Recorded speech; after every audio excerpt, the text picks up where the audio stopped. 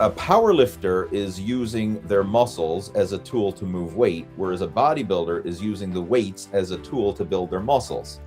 There's some similarities, but you're using the tools in a different way. And it's the same schedule. If I'm literally like a week out of a show, or let's say a year out of a show, I keep it the same. I just wonder if you're comfortable with it, Zed. Like, what about talking about PEDs? If you take all the PEDs in the world, I mean everything, and you're not eating right, exercising right, living the right lifestyle, well, guess what? Inject yourself with, I don't know, 4 grams a week. Good luck. You're just risking your health. So being, let's say the 40-year mark, prior to that, I competed natural, 100%. Because of age, I'm a bit more cautious.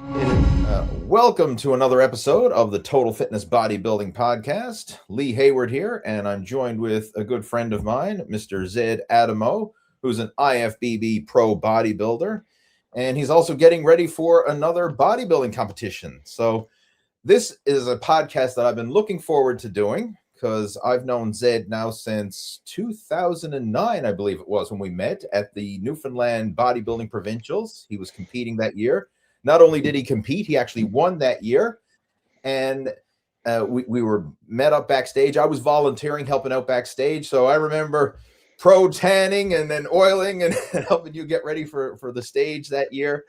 And we became friends and, of course, really hit it off. And I find in the bodybuilding community, especially once you in a smaller place like Newfoundland where we met, the whole bodybuilding culture, there's a lot of camaraderie amongst the competitors and stuff. So you share those experiences. You've been in the trenches together. You can relate to your fellow competitor. So we really hit it off. And I'm looking forward to basically diving in and just sharing your journey about how you went from a beginner, how you got involved with bodybuilding and made it all the way to the pro ranks, and now you're here getting ready for another show. So again, welcome, Zed. Glad to have you joining us. Pleasure being here, and thank you so much for having me, Lee. And just Awesome. touching up on the backstage note, like that first competition, I used to watch Lee's videos, like literally, and again, we're talking like 20 years ago, right? Lee was one of the first on the scene of coaching and training and mentoring. So I used to kind of like watch it, and like, this guy knows a lot, and he's an encyclopedia. And lo and behold, he's backstage volunteering and doing. And back in the day, we didn't have any the tanning companies that you do sponsorship and kind of like all that stuff, right? So Lee was like prepping me for the stage. I said, "Oh my God, like Lee Hayward himself is literally like helping me. It's a dream come true." So and he hit it since then. I mean, yeah. And you won that show. You won the overall. You were a lightweight competitor, but I mean, you really dialed in your conditioning. I mean, like you were shredded, and that's what I love to see. I mean, it's so cool when you see like the little guy going in there and just smoking everybody. But Zed, like, let's introduce you to folks who don't know you. So, where are you from originally? Originally, I'm from Iraq. We moved to Canada 2004 and to Newfoundland specifically in 2007. And we lived there for a number of years. And we moved to Ontario, where I'm residing right now in Oakville, Ontario. I started working out since my teens. I got my dad inspired me. He was kind of like an old school bodybuilder and called the Steve Reeves era, and gave me that first inspiration. During, let's say, university, college years, I kind of like dropped off a bit. Then I picked it up again. Ongoing since, never stopped. Kind of take us back to those days in Iraq. Yeah, I joined a local gym with a couple of friends, and honestly, we had no clue what we're doing. Keep in mind, we're talking that was like late 80s, right? There's nothing like the idea of having an internet wasn't even there. So you rely on kind of like gym buddy experience, somebody who writes you like on a piece of paper, kind of like a workout, reading magazines like Flex magazines and Muscle Mag and, back in the day, right? You get like snippets and articles and I had collage kind of like, book of all the like bodybuilding articles cut from these magazines. And these are the only sources we had. Imagine the evolution or, the transformation that's from that era to now. I mean, about wealth of information that's out there. That's literally it's on your phone. Like you could reach out and could get all that information, opposed to like 35 years ago, 40 years ago, when there was like literally nothing. I mean, you just have to wing it, trial and error. Yeah, I can certainly relate to that, Zed, because I kind of dabbled with weights back in the late '80s, but I guess my first official workout was in 1990. And I can relate to what you're talking about because back then, as you mentioned, there was no internet, so information wasn't readily available, and we had books and magazines, whatever you could get your hands on. I remember my first home gym was a York home gym machine, and we had the York barbell and dumbbells, the old plastic cement filled weights, right? That's what we had in our basement.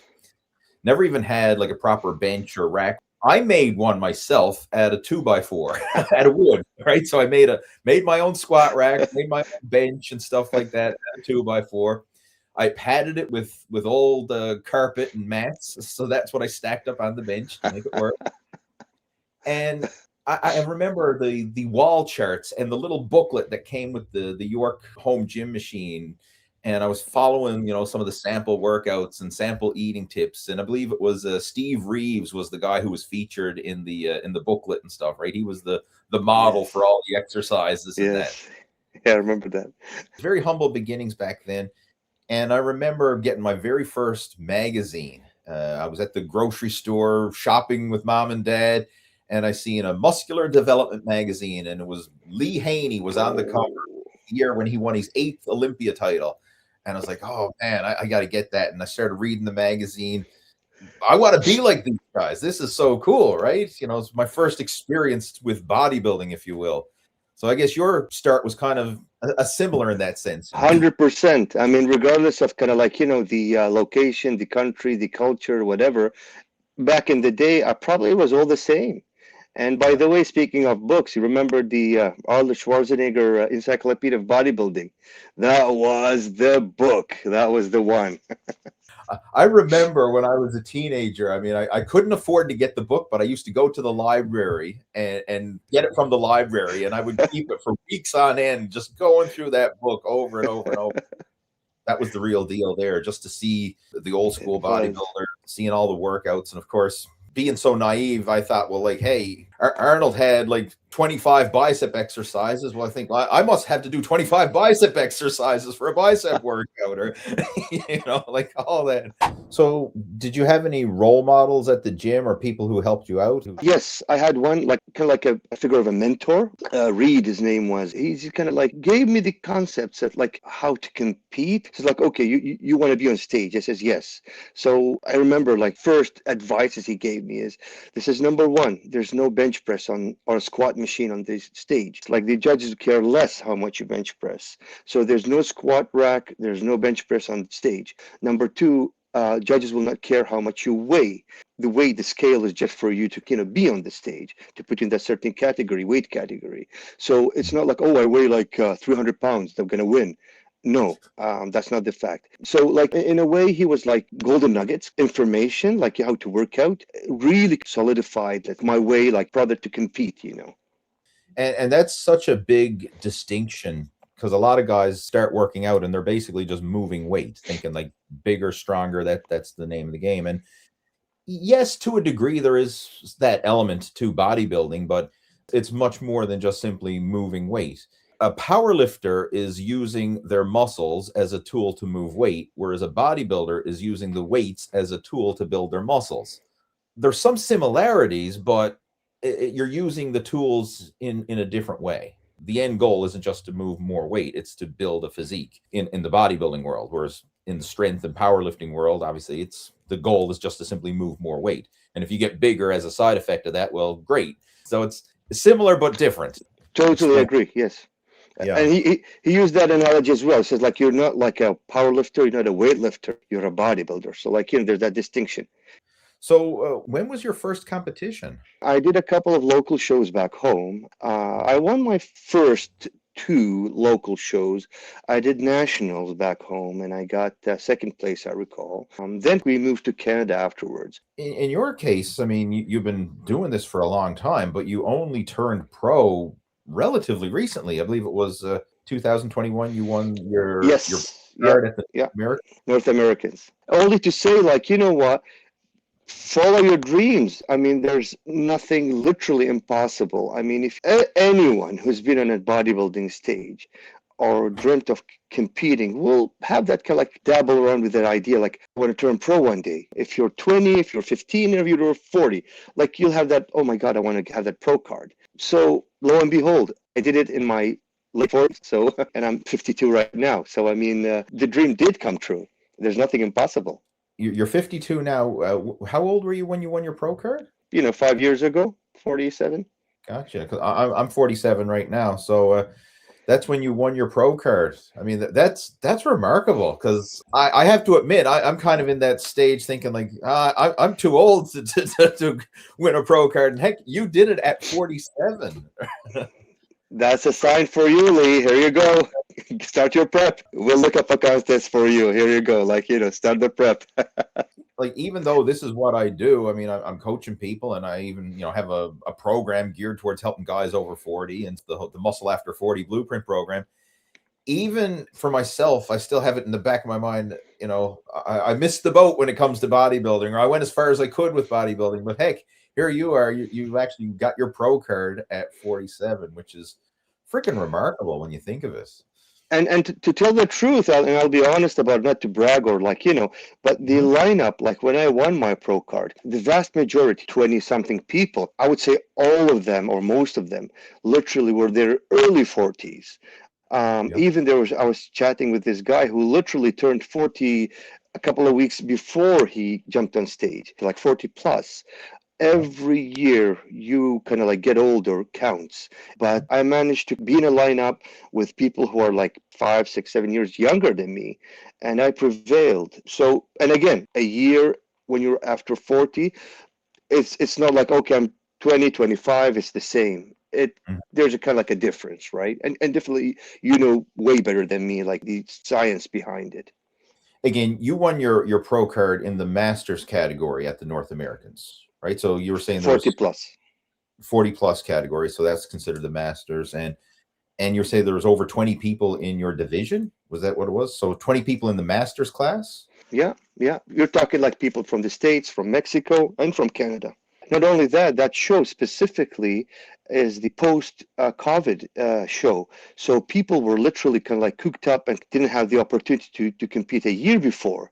It's kind of like, there was like a backup of people wanting to compete. So it was one of the bigger shows.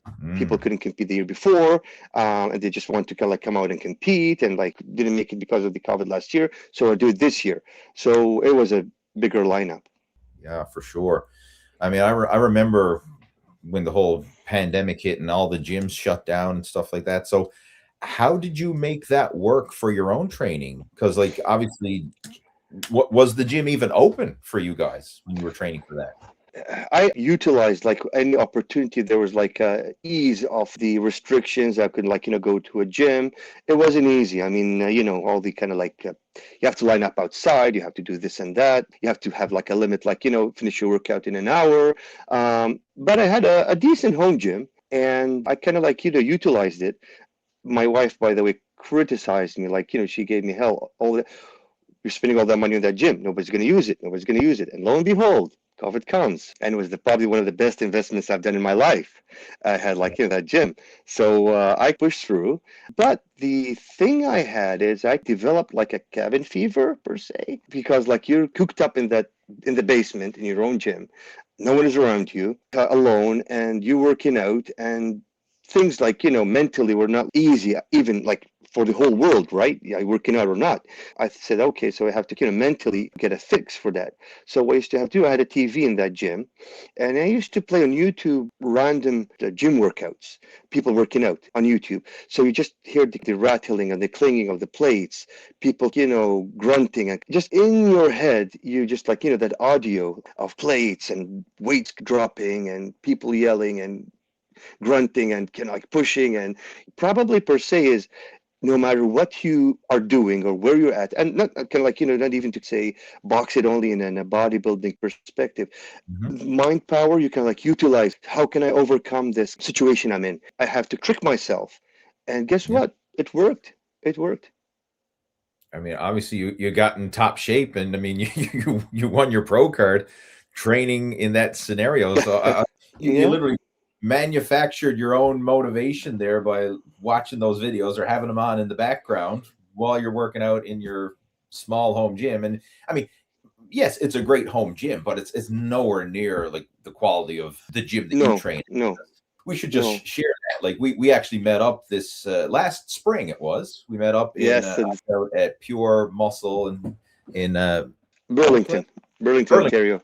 I'm not familiar with all the locations. You chauffeured me and drove me around while we were there, which was really cool. I mean, it was awesome. It was fun. It was fun. But But that I'm was waiting for you like this summer, like coming next summer. We'll have another workout. That's the plan. that gym, Pure Muscle that we went to.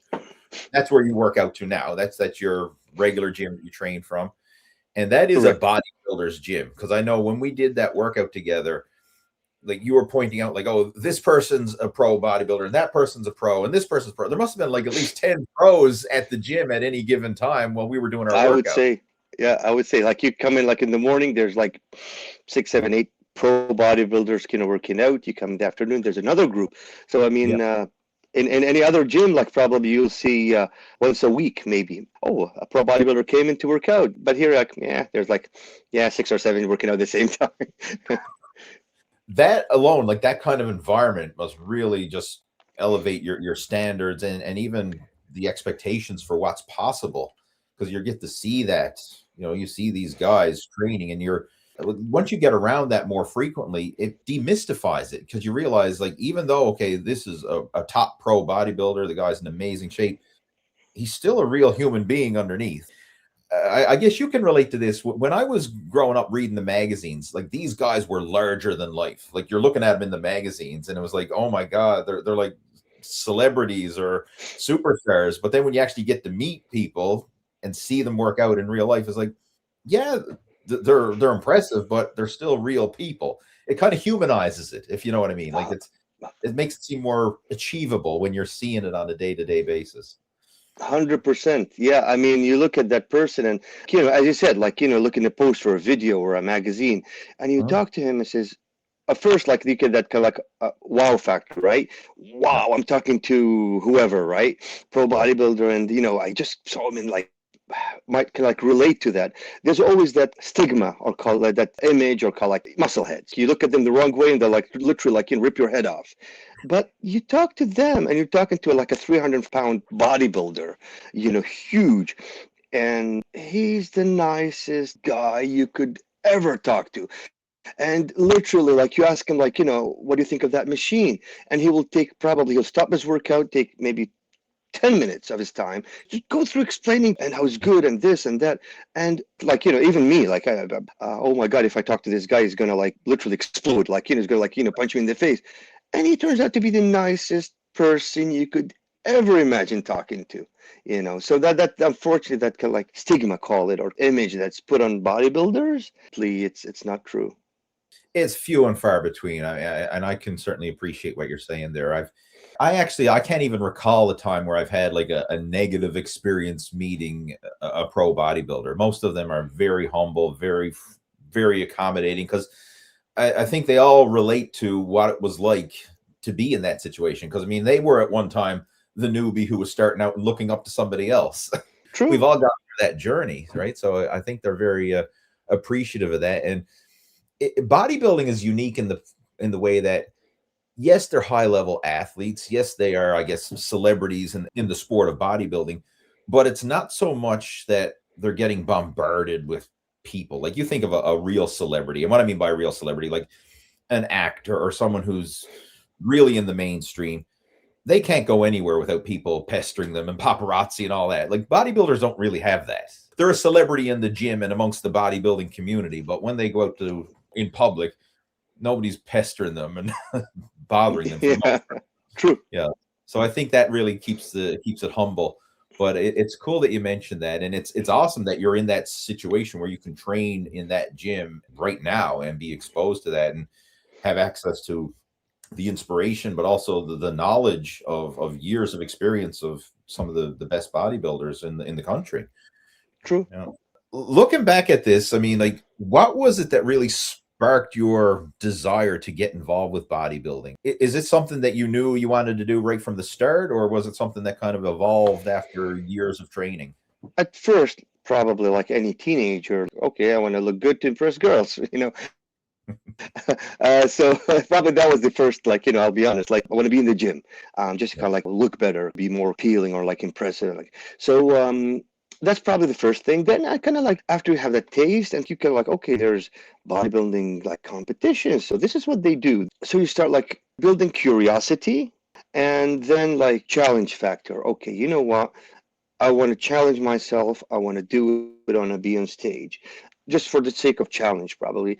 Honestly, the first show I did, listen, even when I was in the North Americans, don't get me wrong, there's always that drive, like, that fire that keeps you going is, I want to win. I'll be lying if I tell you anything else. You want to win. You don't want to end up last. Anyone who tells you like, oh, I just competed just to for the sake of being on stage, just no. Probably you had that idea, like that dream of what happens if I win. But I mean, I always thought of myself as the underdog. I want to win, but like I'm gonna be realistic. I'm gonna be like play the right way and do the right prep, do what I could do with the variables that I could control. So I won't look back and say like, you know what, I missed on this and this and this, and that's why I placed in that position. Covering what you can do and leave it to the competition, leave it to the judges. And that's a great attitude. And I take a similar approach. Like back when I was competing, it was kind of similar in the way that my very first competition, I mean, I was naive and full of piss and vinegar. As I was a 17-year-old when I competed for the first time, and I was probably one of the bigger and stronger guys in my high school that I went to. So I figured I'm going to go to this competition. I'm going to blow everybody away. And lo and behold, I was the youngest competitor in the show, and I'm up against guys who are in their 20s and 30s with much more muscle maturity than I had. And of course, I was the one who got my ass kicked.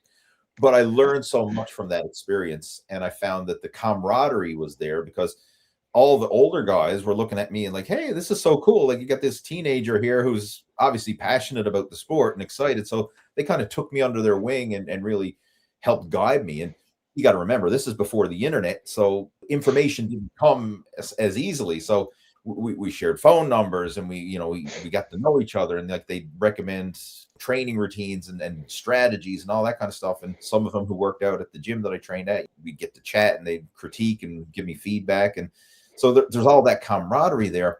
I can relate to what you're saying when you do everything you can to show up and get in your best shape, but you really have no control over the outcome, because you could nail your prep. You could come in your absolute best shape ever. And if someone else shows up who's better, they're going to win. and you have no control over that. Vice versa, it could switch around. Like sometimes this actually happened to me in it was the 2008 Newfoundland Provincials. I my prep didn't go quite as well as I wanted, so I wasn't at my best, but I went ahead and did the show anyway. And I ended up competing as a heavyweight that year. I was striving for light heavyweight, but I didn't make the weight cutoff because I was a few pounds too heavy. So I ended up stepping on stage as a heavyweight competitor, and I won the heavyweight class because my competition, the other guys in that division, were novice competitors and they weren't as conditioned.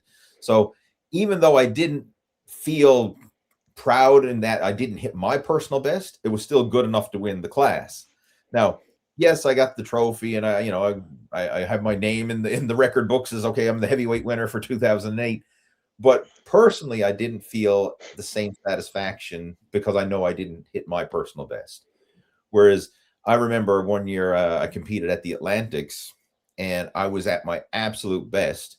I never even cracked the top 5, but I was proud of it because I was at my best. Can you relate to that? Like if you give it your all and you do, like, say, that's it, I've hit my best, you can be proud regardless of the placing.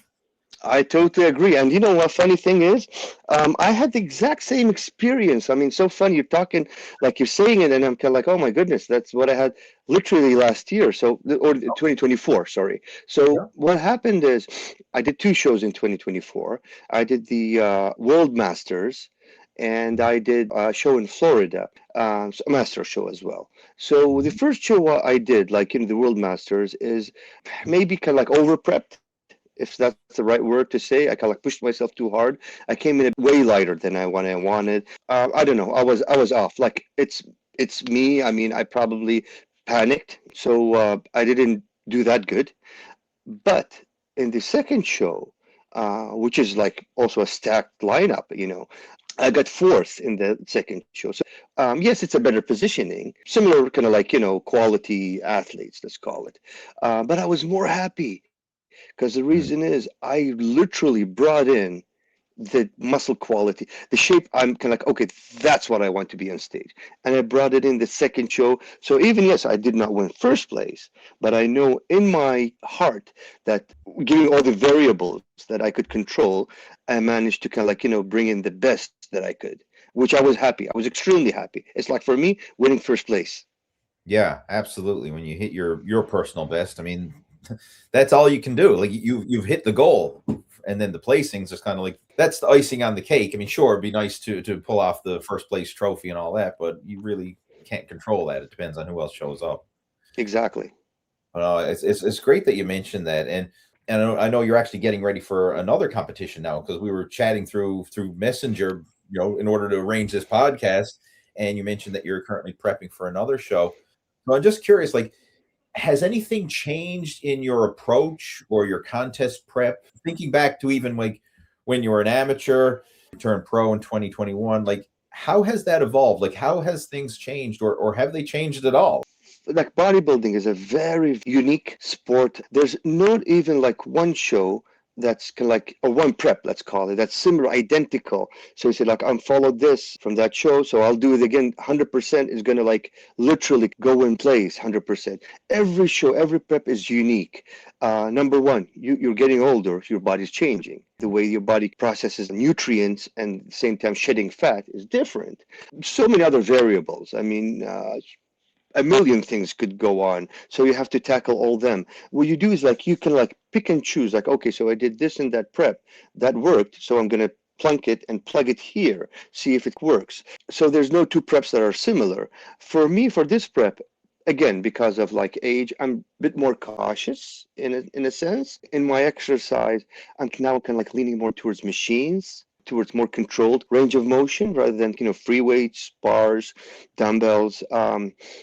Protecting the shoulders. Listen, I have a torn shoulder. My right shoulder is like a moderate tear in my right shoulder, and I saw a surgeon last year, and the only solution is surgery. He has to put me under the knife to fix it. But then again, like the gentleman told me, like, you know what, it will be a life-changing thing. Like once you do it, you have to. It's a lifestyle change.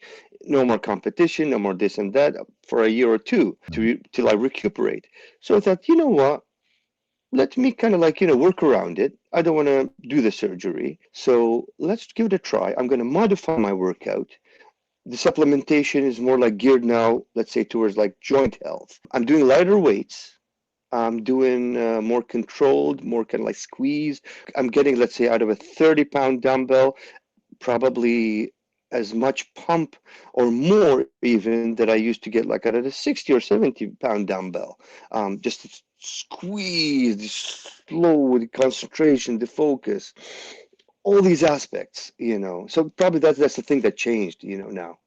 I'd like to go into that a bit deeper because I can appreciate where you're coming from with that. And I've had to change my training over the years because when I was a teenager and in my early 20s, I subconsciously thought I was invincible. And the Who reason doesn't? why I say that is because I would train heavy, push to failure and beyond. I mean, you got to think like back then in the early 90s, Dorian Yates was the reigning Mr. Olympia. High intensity training, blood and guts, going to failure and beyond. Like that was all the rage. And like everybody was trying to model that style of training. And I would push myself to the limit. I mean, when I look back at it, I cringe, but I was able to bounce back and recover. Like you could go in there and demolish yourself in a workout, train like a savage, and use crappy form, throwing around way too much weight. But I never ever got any serious injuries. I mean, like maybe you get a little tweak or something, but I'll let it rest up for a few days and I'm good to go again. Nothing serious. My first major injury actually happened in 2008. I actually tore a muscle in my back while I was squatting, and that was Mm. my first ever muscle tear.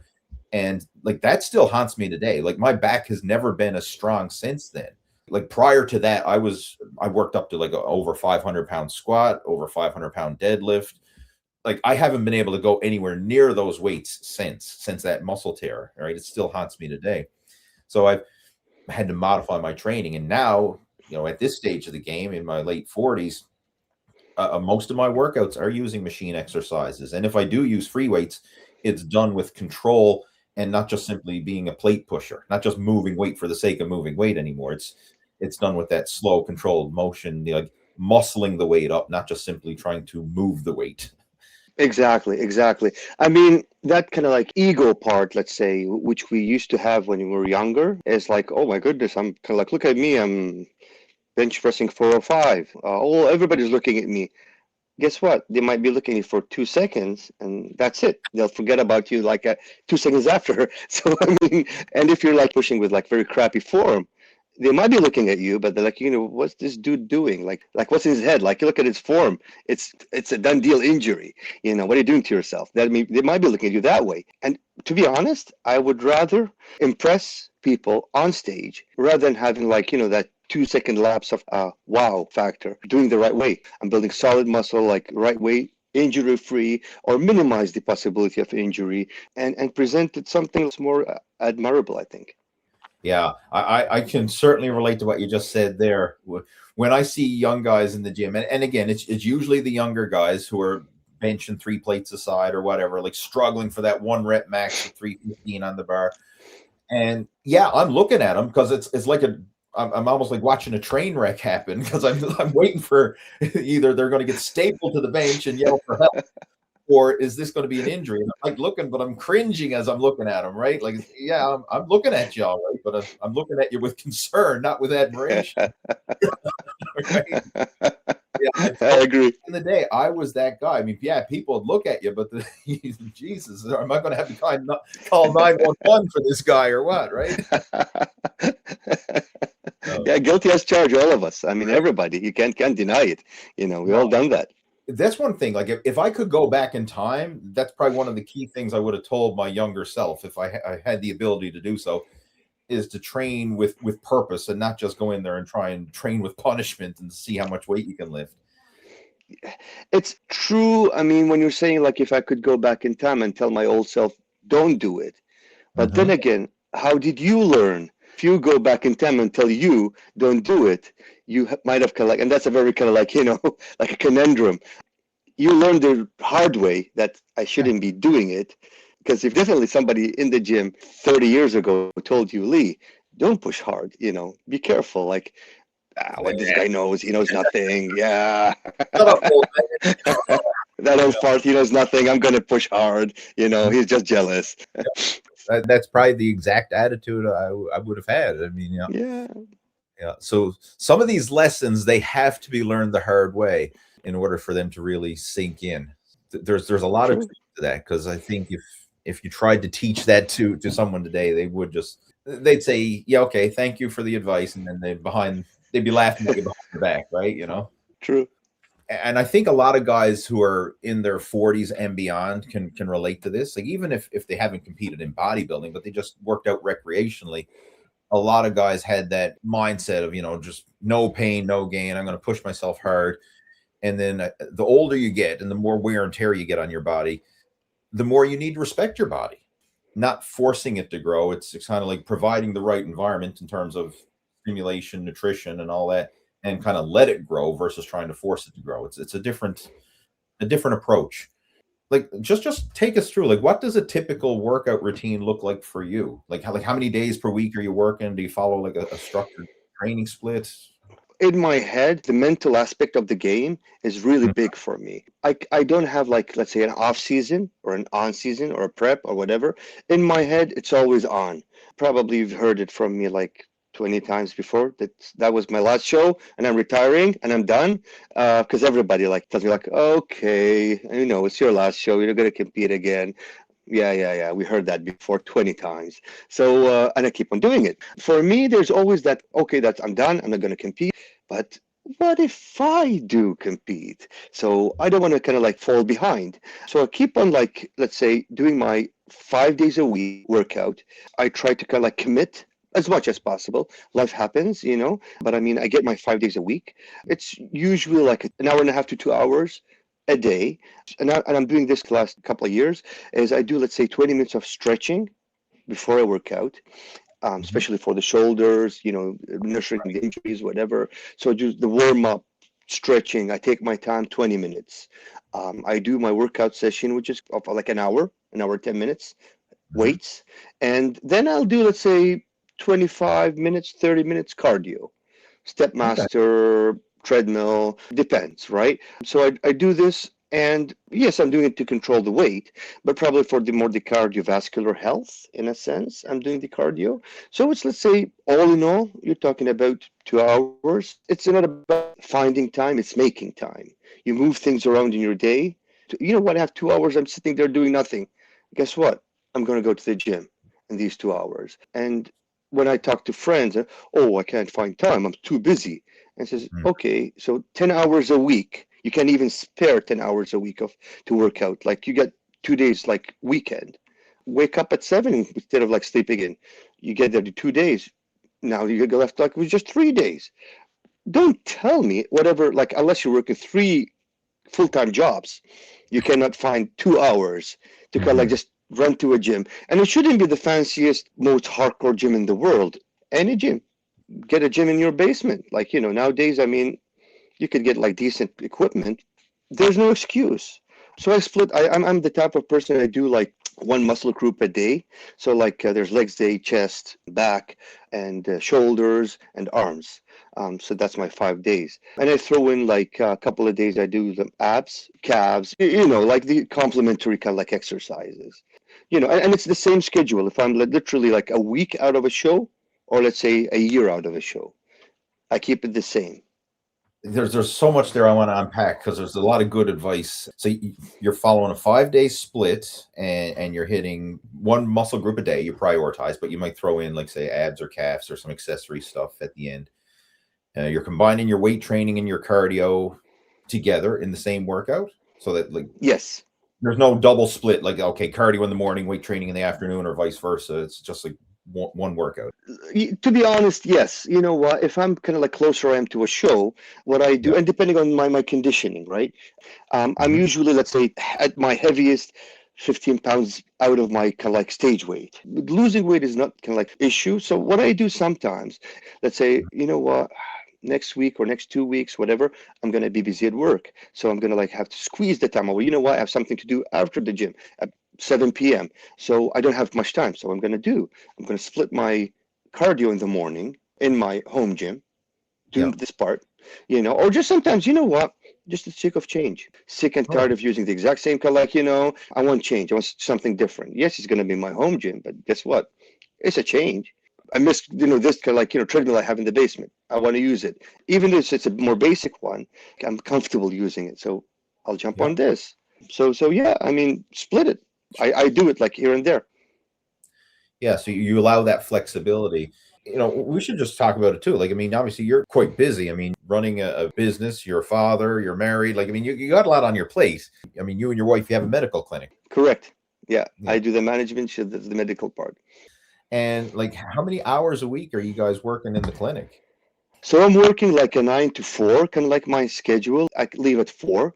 So it's like 5 days a week. Keeping in mind, running your own business, you're on call 24/7. And you know it. You run your own business as well. Like, you know how, there's nothing, okay, I'm going to punch out and that's it. You might get called like at 10 p.m. You might get called like, I don't know, the alarm, like the security alarm goes off. We had that experience, a false alarm, 2 a.m. I had to drive all the way to my clinic. Guess what's going to happen? Like your next day is ruined because you're like awake all night. Mhm. Things happen, right? You run business, like you don't have time off. You're on vacation, you have emailing, checking, like this system, whatever, So even your vacation there's no time off. But again, like, family, kids. My kids are adults now. There's more like, independent, but Mhm. still, I mean, family. My advice is regardless if you're 20 years old, you're 60 years old, family comes first. For me, bodybuilding is a passion, it's a lifestyle. It's I can't even imagine myself now not working out. But then again, I mean, I see so many people, oh, you know what? I just want to turn pro. I just want to compete. I want to work out. I want this. Yeah, I mean, that's awesome. But take care of your family, kid. Nothing is kind of like worth kind of like destroying your relationship with your partner, with your parents, with your kids, estrange them for the sake of following, your own passion. I mean, it's kind of like juggle all these kind of like in the right way, per se. I'm glad you brought that up because I absolutely agree with you. I mean, family is has to be priority. I mean that because at the end of the day, you know, or at the end of your life, even like, what are you going to look back on? Are you going to regret that you didn't spend more time in the gym or more time in the office? You're probably going to regret if you didn't spend more time with your family, True. right? Like that's the big thing. So I really respect that about you. And I mean, here you are running a business, even though you have your working hours, you're on call 24/7, right? You have to be available 24/7 if there's those emergencies that pop up or something happens. So you have to be flexible with your approach. And I, like you mentioned, okay, sometimes I'm going to split up the workouts. I'm going to make it happen. Like you're going to find those blocks of time in your day where you can get into the gym or you can get in the cardio or get it done without having that rigid, oh, I just don't have time approach. You make the time. I love how you said that, right? That's so powerful. That's something I've gotten into doing more and more. Yes, I have times that I prefer to work out, but if something happens that I can't work out in my preferred time, I'm not anti switching it around. Like last night, for example, I had a lot of on my plate yesterday, you know, work and meetings and stuff like that. So I mean, I couldn't get in my workout early in the day like I wanted to. Plus, we had a snowstorm, so I mean, there was a snow day, and my son came home from school early and all that kind of stuff. What did I do instead? I said, you know what, I'm going to get in some workout. So 9 o'clock last night, I went down to my home gym and I did a cardio session at 9 o'clock at night. Normally, I don't like doing that, but I said I felt so much better afterwards versus skipping it. I mean, I still could check off the box. I got some exercise in today, check, done. And I felt so much better versus blowing the day off and saying, oh, I don't have time to work out. Nothing gets done. So It's so funny. Like we bodybuilders have that kind of like we're very like creatures of habit, and we're yes, very regimented. Like you get that OCD feeling. Oh, I haven't checked that box. Like it's the end of the world. All the gains I've kind of like had like for 30 years are gonna go down the drain if I don't do that session. But once you get it, it's not only for your body. Like kind of like, oh my God, I feel so better now. When you can get that session done, that cardio, that weight. yeah. I don't know if I want to call it like an addiction or something like that because addiction kind of has a bad connotation to it, but it's Yeah. healthy obsession, I suppose, or dedication. Actually, one of my coaching students, he's a teacher and he has a way with words. He's very he's very articulate. And I was talking about my addiction to exercise, and he says, "No, you don't want to be. It's not an addiction." He says, "We have to use a more positive word for that." He said, "It's a dedication," and I said, "That's a much better way." Yes. Yeah. It's, Yeah. so I I'm mean, gonna use sure, that one from now on. it just has a negative connotation when people say I'm addicted to something, but yeah, it's a dedication. So you make it work. You find the time to make it fit into your schedule. Once you get into that routine, like if I don't work out, I miss it. I really do. I feel good afterwards. And I know a lot of people when they look at exercise, they say, "Oh, it's hard. I'm going to be working hard. I'm going to be breathing and sweating, and I don't want to work out." But I always think of like, yes, it's going to be uncomfortable in the moment, but you can learn to actually you can be comfortable being uncomfortable, if that makes sense. And then I always know after that workout is done, I'm going to have such a sense of satisfaction knowing I completed it versus if I blow it off and just sit on the sofa and watch another Netflix show or something like that. And I have that satisfaction of doing it. And I bet you can relate to that as well. The satisfaction that comes from the workout. Like physiologically, I mean, it's science. I mean, you're releasing the happy hormones, right? Yeah. Like in your body. When you're working the weight training, yes, you're kind of like, being punished per se. Oh my God, that heavy weight. I mean, that grunt, that Mhm. thing you're getting. But at the same time, the happy hormones you're releasing in your body will make you feel so good. Try to, in the gym, surround yourself with a group of people who are kind of like-minded, same motivations, people who you have fun chatting to. So for me, when I go to the gym, yes, I'm punishing myself, like it's the pain, the grunty. But then again, like I have a chat with Lee. Oh, how Lee, how's going? And we have the same kind of like mindset, saying like, you know what? I feel so good. We're talking about like just forget what's happening outside in the world, all the stress, the work, the problems of the world. Now I'm in my kind of like happy zone. Had a 2-minute chat with Lee. Right. I released my happy hormones. I mean, it's all good. You leave the gym, and I bet you feel like a million times better. I've been married in '98. You do the math how many years I've been married. So my wife, we've been dating like 3, 4 years even before. So she knows me very well. When I'm having a bad day, she goes, Uh-huh. just go to the gym. Just go to the gym. She's like literally like, she's brushes me away to the gym. And guess what? 2 hours back, boom, I'm a new person. All that stress gone. And she knows it. Like she's the one telling you to go to the gym. I've had that happen with my wife Patricia. There's been times where it's been like late at night, or my day didn't go according to plan, and I'm debating, should I go to the gym now? Should I not go to the gym or whatever? And she says, just go. You'll feel better afterwards. She's the one pushing me out the door. She knows And you. she knows. But it's so nice when you have that support at home. Like a spouse who knows you and knows that, hey, you're going to be a better person if you get that workout done. I find it's all those little in the moment decisions. Like, am I going to work out or am I going to blow it off? Am I going to have that slice of cake for dessert or am I going to stick to my diet? Okay, we're going out to a social event. Am I going to have an alcoholic drink, or am I going to have a beer, or am I just going to have a diet soda? Little in the moment decisions. I mean, it's not earth shattering, but it's when you stack up those good decisions more often, they compound and they lead to significant results. 100%. I find people who struggle, they tend to make those not so good decisions more often than not. And the people who are actually achieving results, they just flip it. They're making the good decisions more often than not. I'm not saying you're never going to cheat or never going to indulge from time to time, but more often than not, like 80% of the time, you're on track. You're making the good decision. True. Even like, the older segment of gym goers. I look at you and you're my age. And you know what? You could do better. Just skip this bag of chips you're having. Like, try to find an alternative. I know it's not easy. You know what? If let's say sitting watching Netflix will make you eat that bag of chips, do something else. I don't know. Go for a walk. I don't know. Get in your car and go for a drive. I mean, just try to avoid like that situation that puts you in negative, and probably after a while, treat yourself. If let's say that bag of chips, you know what, don't have it every night. Have it on your cheat day once a week. Treat yourself. Don't get that family size bag of chips. Get a small one. So get, I don't know, the ones they give out in Halloween, with the small like packs of chips. You're getting that taste. You're satisfying your taste buds. You're getting that craving crushed, and you didn't down like 6 pounds of chips in one sitting. My own, secret medicine or the trick I use, I love chocolate. I mean, I die for chocolate. It's something for me. So what I do, my protein shake is chocolate flavored. Crush that urge of chocolate with a protein shake, makes me feel better. And these Smarties packs, I get these. And I use these Smarties as like pills. Like I pop into like Smarties. I let them just melt, get that chocolate taste in your mouth. And that packet will last me, I don't know, like 5 days. And I'm just popping like Smarties, and my kids even make fun of me. They go, yeah, that's your medication. Here you go.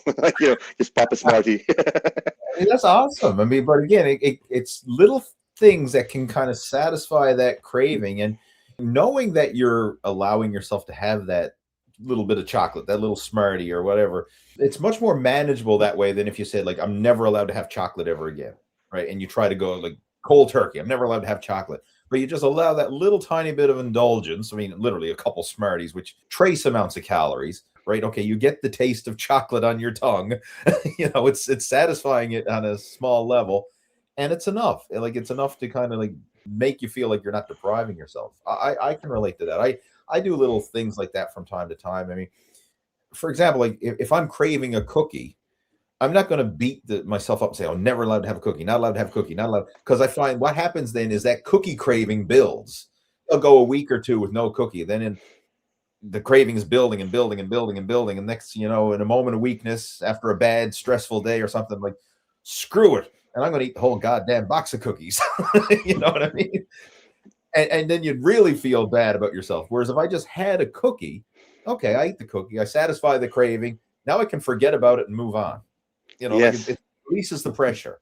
Right? It's a powerful tip. I mean, and I love you. You got your own little strategy there with the Smarties. I allow that little bit of indulgence, and I don't plan it. It's like, okay, if I'm feeling the craving, okay, I'm going to have a little bit just to satisfy that craving. And I find when I do that, and knowing that I can have a cookie whenever I want, it actually makes me want it less. Then if I say I'm never allowed to have those cookies, or I'm never allowed to have, I'm never allowed to have a slice of pizza, or I'm never allowed to have whatever, it actually makes the craving more because we want what we can't have. I've seen it with friends, probably you've seen it with clients. Let's say they go like literally like cold turkey, just like zero. And the rebound is scary. I mean, I used to have it.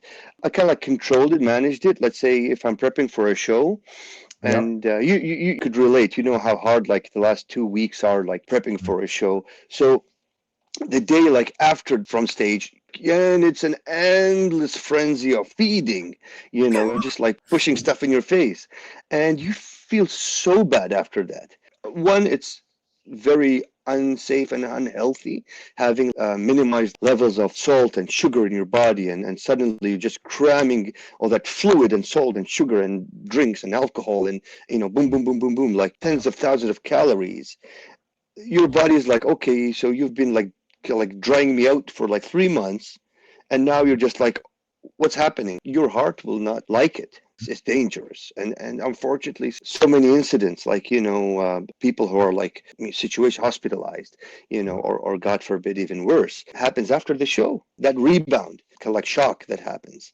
I'm glad you brought that up because I never even consciously thought of that before, but I'm sure you noticed this. I mean, like it seems like every week when I go on social media, I'm seeing like, oh, such and such a bodybuilder passed away. Like some 40-year-old bodybuilder died of a heart attack. I mean, I think I've seen like 2 or 3 this past week alone. It's crazy. Like they're always popping up in my feed. People always think, okay, it's performance enhancing drugs, is this, is that. But I think what you just said could be a lot of it as well. Again, you've deprived your body, and then you go on that post-show binge, all that stress and fluid retention and everything else. I mean, it's just a shock to the system. Yeah, I mean, that could literally cause the blood pressure to spike and the heart to Yeah. just massive stress. It's a shock. It literally is. To kind of put it in perspective of how dramatic it is, I remember this was a show I did years ago. It was back in oh shit. Well, it was 97. I remember that it was my third show. And that show I had really dialed in my conditioning. Like I went on a proper contest diet, got ripped for the first time in my life, like striations definition. And after that show, I just couldn't control myself. That's it. I'm going and I'm binge eating on everything that I was craving in the months leading up to this show. And I put on 24 pounds in 48 hours. Like literally 2 days after the show, I had put on 24 pounds. I weighed in, I think it was 172. And I was up pushing, in the one Past night, 200. right? I mean, whatever it was, like it was just crazy. I was literally 24 pounds after. So I was up in the mid 190s, whatever, after the show. I mean, I felt bloated, like abs were blurred, and everything was just like puffy water retention. And I mean, everything just felt tight and stressed. Now, granted, no, nothing happened. I was only 19 years old at the time. So, I mean, I had youth on my side and everything was healthy in terms of that. But if someone's older and their heart isn't as in good a health and they've already got pre-existing issues like cholesterol or blood pressure and stuff like that, that stress could be the straw that breaks the camel's back, so to speak. I mean, it might push you over the edge. True. And I've done it exactly to the dot, what you're just saying. I put on Mhm. like 20 pounds in like hours. And I Yeah. got to the point, and probably you relate to that. I could even put my socks on because of the water retention in my joints. Like I'm so puffy and so bloated, and so I'm trying to reach to my toes. I can't because my knees are like basketballs. My elbows, my shoulders. Like it's such a bad feeling. So yeah, I don't want to be there anymore. Even the water intake after the show, I start very slow, gradual. Even water, as kind of like benign as it could be, but it's kind of like you have to be very careful. Not to say like calories and like salt and other stuff. No, that's a good point for sure. And anytime I've ever coached anybody who's getting ready for a bodybuilding show, I'm always give them the heads up as much as possible because you don't want to go into that post show blind and do what we did. Like, I mean, if you can control it, I mean, yes, you're still going to indulge, you're still going to have a post show meal and things like that, but do it in moderation and just don't go force feeding yourself and eating everything in sight, which it's a hard temptation. Like you have to exercise some restriction there, but that bit of restriction and self control is going to pay off. You'll feel so much better. and of course, you'll be a True. lot healthier as well. I just wonder if you're comfortable with it, Zed. Like, what about talking about PEDs? Are you comfortable talking about that, or do you want to not talk about it? Sure. Sure. So everything again, like you just mentioned, like the magical word, moderation. If you take all the PEDs in the world, I mean everything, and you're not eating right, exercising right, living the right lifestyle, smoking, drinking, all these factors, well, guess what? Inject yourself with, I don't know, 4 grams a week. Good luck. You're just risking your health.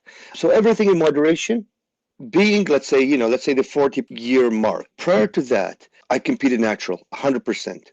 And Mhm. you'll vouch for that. You know it. Use your God-given tools, the armor that God gave you. Like, I have it in me, so I'll use it. I look at people now, 16-year-old.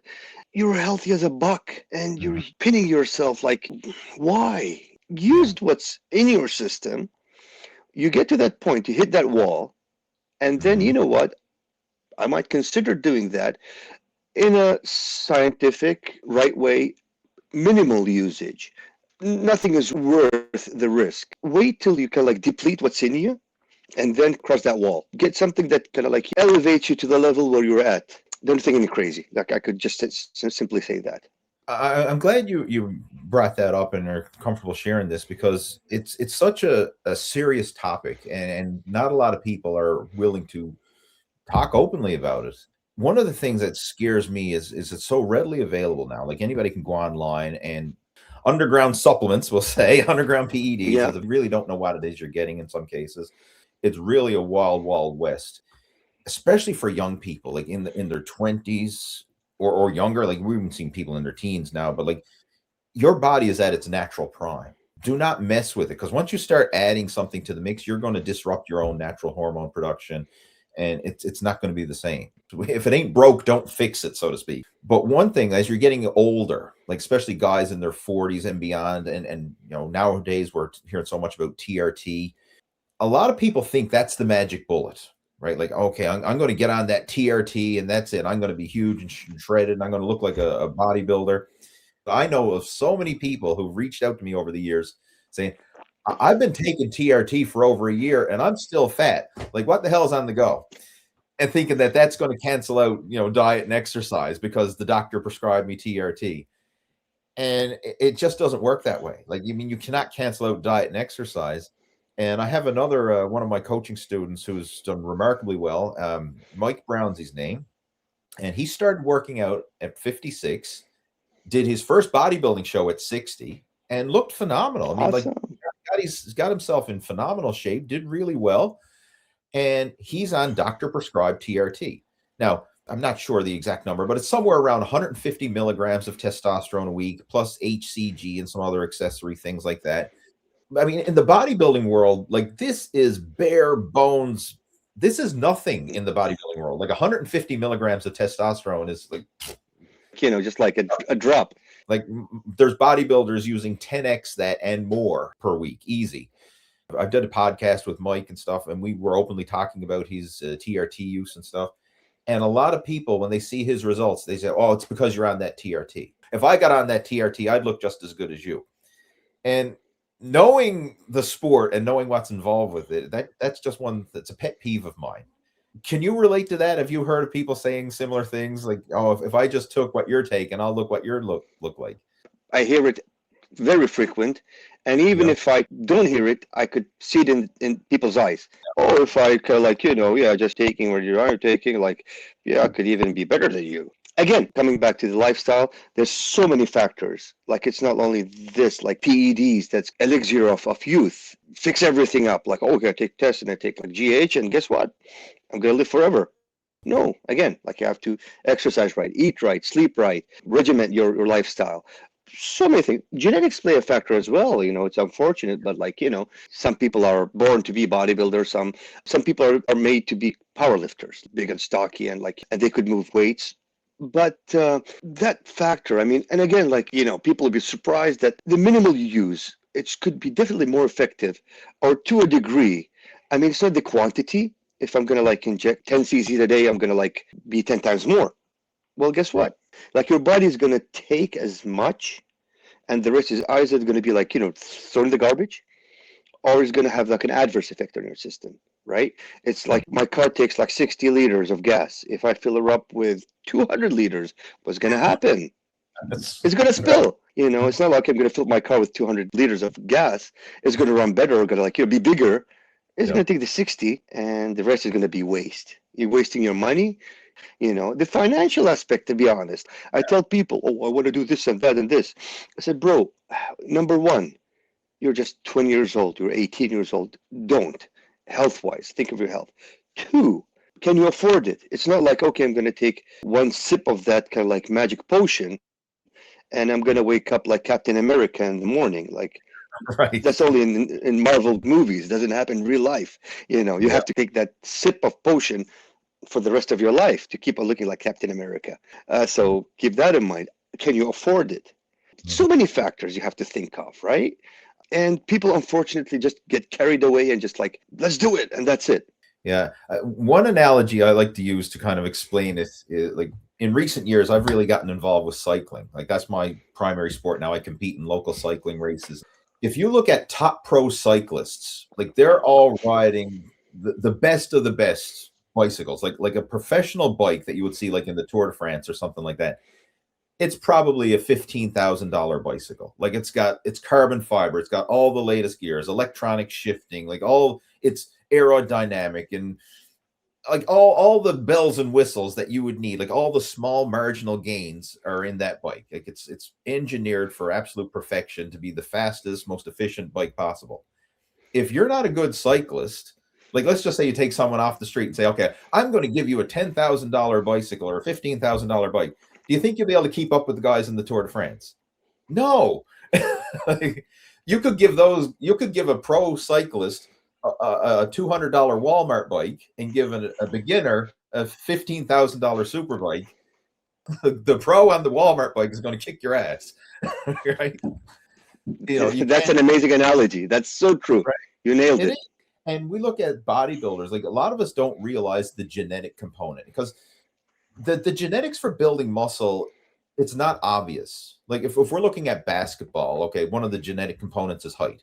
I mean, obviously, you and I, we're not basketball players. I'm 5'6", and you're very close to me. I don't know. Are you 5'6" as well? No, I'm even shorter, bro. 5'4". Okay. 5'4". Don't tell anyone. I know we're pretty much looking eye to eye when we meet up. That's what I mean. Like, we're not. Yeah. I'm not looking up and saying, right? That's what I mean. We're not going to be on the NBA anytime soon, right? You know, we got that vertically challenged limitation as far as genetics. From a genetic point of view, height is very obvious, right? You can see it. Another one, skin color. Like, I mean, obviously, you got African descent people, like black people, they're dark. And then at the other extreme, you got albino and everything in between as far as skin color. Muscle building genetics is not as obvious. Like, you can't see it on the surface in terms of height or color. But what becomes apparent is when you start training, how does your body respond? And I'm sure you know people who've, within their first year of training, like, they've got more muscle maturity than some guys who've been training for a decade. Like, their body just responds to the training. I've seen this with one of the local bodybuilding pros who came out of Newfoundland, Frank McGraw. Myself and Frank were the same age. We started working out around the same time.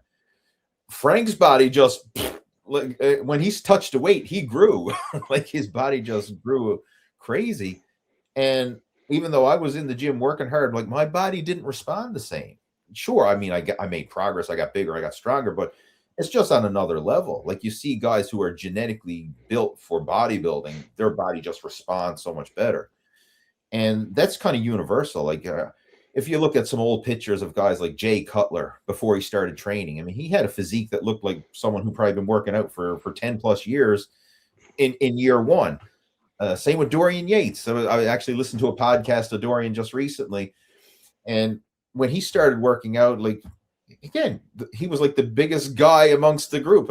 He ended up going to like a boys' home or you know, a youth penitentiary when he was younger for some misdemeanors that he got for. And he was like the biggest guy in the whole whole complex there, right? So obviously the prison guard said, you know, hey, you got to start working out. Like, you could compete. You got something here. He was the biggest and strongest guy in the place. Same thing for Ronnie Coleman. Ronnie Coleman, same thing. Ronnie was a genetic freak. The body just responds. It may not always be obvious at the start.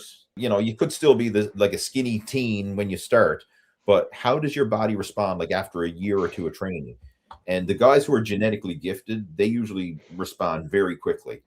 And the guys who are genetically average Yes. or less than average, they're going to have to work for every little bit they get. It's a struggle and it's a slower process. And it's not only that, Lee. Even think of, say, the construction of your body. Let's say the clavicles, the waist, your hip bone. I mean, there's some aspects, some things in your body that you cannot change. Find a way to kind of like work on the problem. How can I work around it? How can I fix it? How can I cover it? Keep in mind, bodybuilding is a sport. Like, you have to present yourself with the right proportion, the right conditioning, the right size, so many right things to the judges, and they will judge you upon these factors. So, I mean, if you present a package, I'm going to complement this with this and present a better package. How can I do it? What should I do? How can I present it so the judges will look at me and give me an extra point? It really is that illusion bodybuilding. You know, you're trying to create the best package and present your strong points and hide your weak points, and that when you're on stage, even if someone can gain muscle, it's not always just the muscle. It's your bone structure underneath that muscle. Sometimes you see some lightweight competitors who have small joints, like just the bone structure, and it actually makes their muscles appear even bigger than they are. Like prime example of that in the bodybuilding world, remember like Flex Wheeler. I mean, he had the small joints, but when he developed the muscles surrounding those joints, I mean, it just made it all look bigger and fuller. But I've even seen that, like sometimes you might get a lightweight competitor when they're standing on stage alone, they look huge, and you don't realize Huge. lightweight competitor until they stand next to a heavyweight guy. In the overall, for example, the heavyweight guy is bigger, but he doesn't look as impressive sometimes as the lightweight. So there's so many variables that come into play. And the reason why I wanted to touch on the genetic side of things is because if you don't have good genetics, we could put all the PEDs, like you could take the same cycle, the same gear, whatever, you could take more. And it doesn't mean you're going to look as good or better than someone who has good genetics. And You probably have, even naturally. I mean, someone with good genetics naturally could beat someone with poor genetics who's enhanced. I mean, we've seen Yes, that before as well. 100%. And that's the illusion, let's call it, of the elixir of youth that I'm gonna take, and is gonna like make me a perfect superhuman, looking awesome. It doesn't exist. Even in your situation, like I know you mentioned earlier, like you've trained for 40 years, like up until you were 40, never took a thing. And then you went enhanced, if you will, after 40. What kind of difference did it make for you? Like what was the real world experience with that? So prior to that, I won my nationals, and I did a national. I was 40, I think, or let's say that year I turned 40. Natural testosterone levels will start to deplete, get lower and lower Mhm. past 40.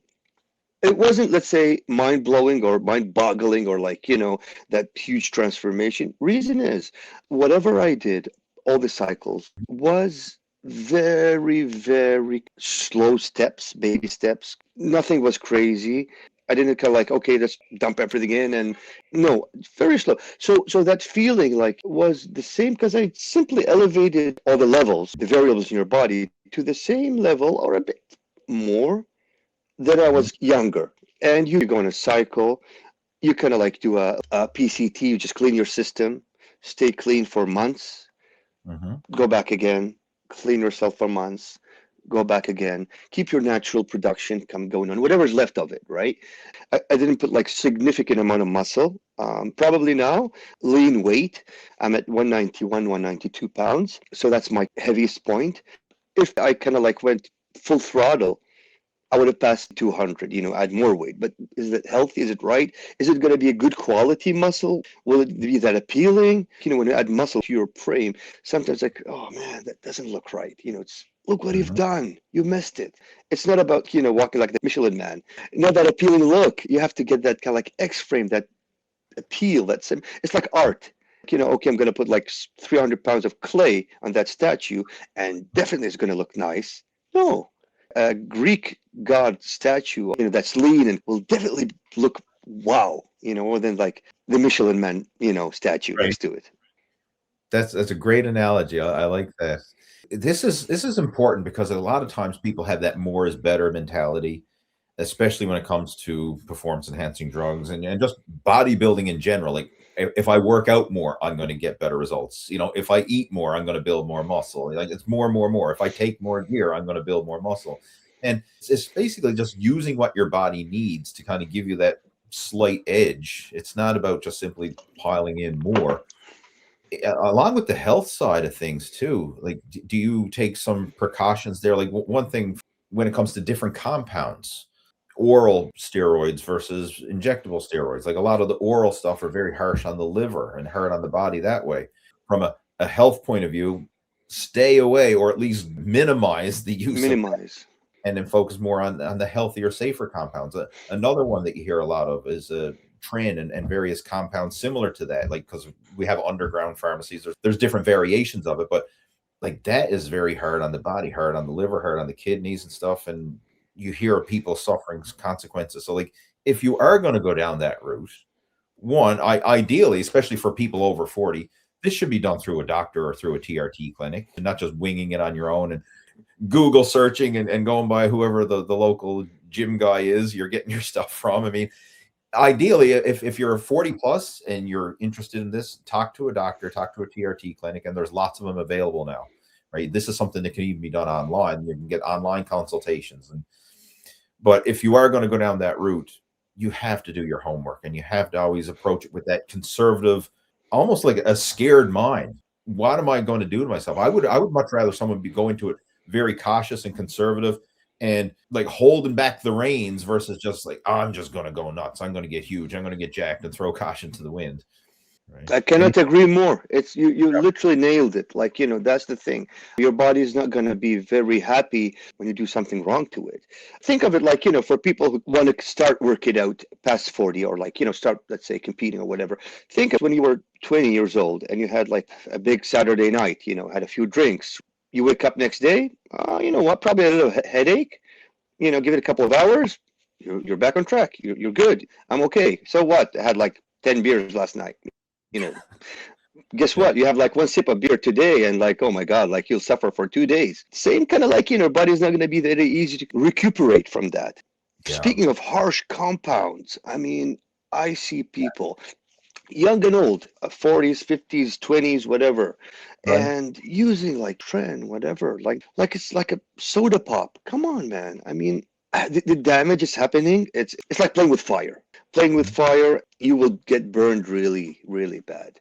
Approach it with that conservative minimalist mindset instead of like if there's a recommended dosage, err on the low end of that, not the high end. You know what I mean? Like all these little things. Like, and I remember I was listening to an interview with Dorian Yates where he was talking about his performance enhancing cycle that he used when he was turning pro and competing in the Olympia. He said in that interview that he capped himself at 1,000 milligrams total per week of everything, all the different compounds. Now, again, take it with a grain of salt. Maybe he's telling the truth. Maybe he's not. I mean, he's the only one who knows, but I'm just going by that interview. But I've heard similar things. Like Lee Priest is another guy who talks about it as well, saying like he used minimal dosages. Like, yes, he used minimal dosages throughout his pro career and arguably built one of the best physiques throughout the whole 90s era of bodybuilding. It's not more is better. Because like once you have the genetics and the training and the nutrition and the lifestyle, then that's going to give you the extra edge, if you will. But simply putting more of that in the tank isn't necessarily going to make you better. Going back to my analogy of the bicycle, like having a more expensive bicycle isn't going to make you a better bike rider unless you have the fitness to actually use the damn thing. Exactly.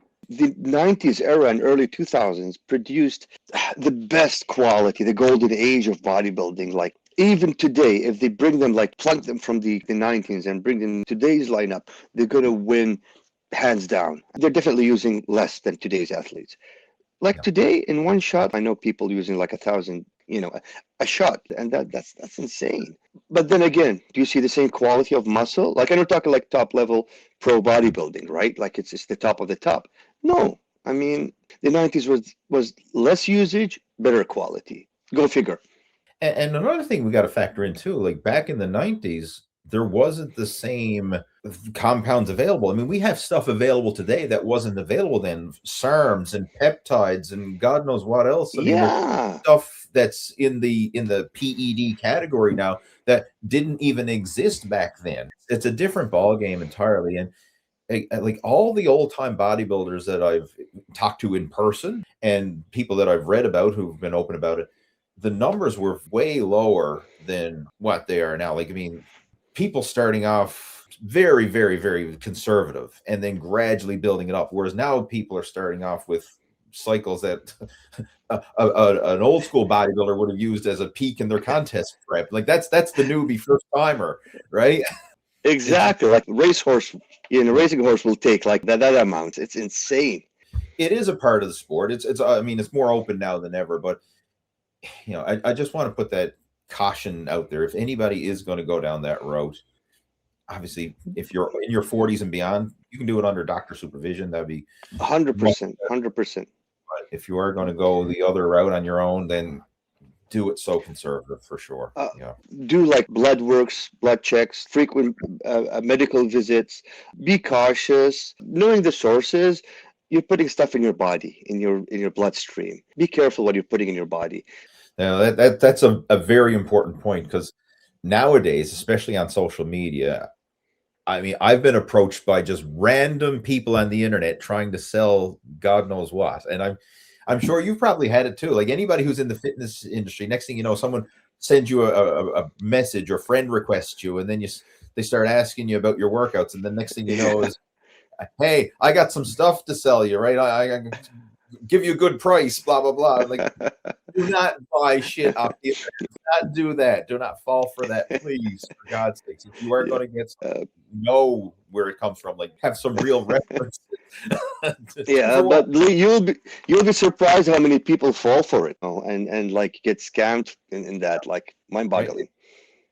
It is mind-boggling, but again, it's not just the scam or losing your money. It's if you actually get something, like what the heck is it, and what are you actually putting into yourself? That's the biggest risk. Exactly.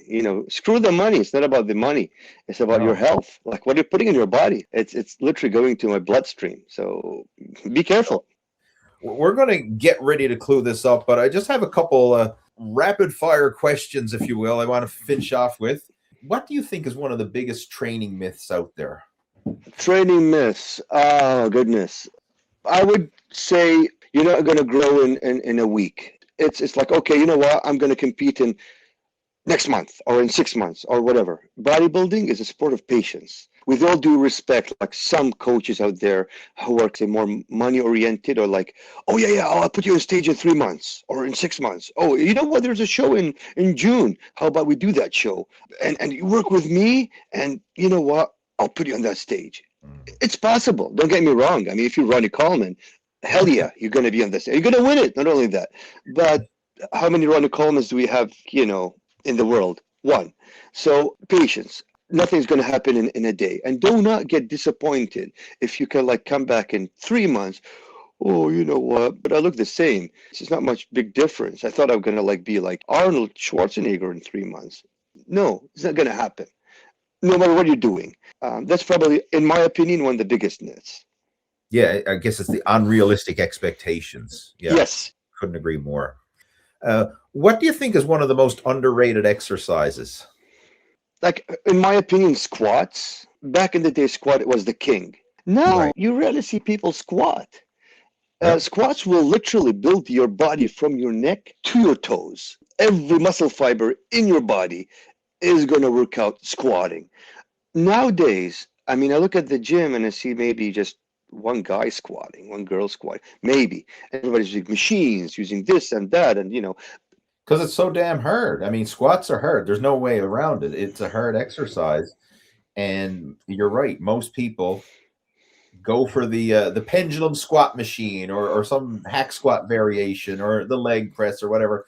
And yeah, you can lift more weight on those machines, but it's not the same. You can't compare anything to the squat. No, that's good. Tom Platz would agree with you. Yeah. What's one habit that you've developed over your life that you feel has had the biggest payoff for you? Consistency. And that's probably, I owe it to bodybuilding. And it reflected it on my work ethics, my family, all in all. Consistency, regimented, sometimes boring. Yeah, Keep absolutely. on doing, keep on hammering. Consistency pays off. I mean, it does compound over time. What do you think is the best way to stay lean year round? In my opinion, it's more like a mental aspect. I always trick myself into having, oh, I'm having a show next year. I have to stay lean. So it's probably that having these kind of like, what if I compete next year? What if I go on vacation? Like, look good on the beach. So have these, let's say, triggers or like goals, even if they're like in your head, but trick yourself into doing them. That you're having like I wouldn't say a fictional goal, but a goal that's kind of like, what if? And Mm, what if we go to Florida next month? I want to still look good.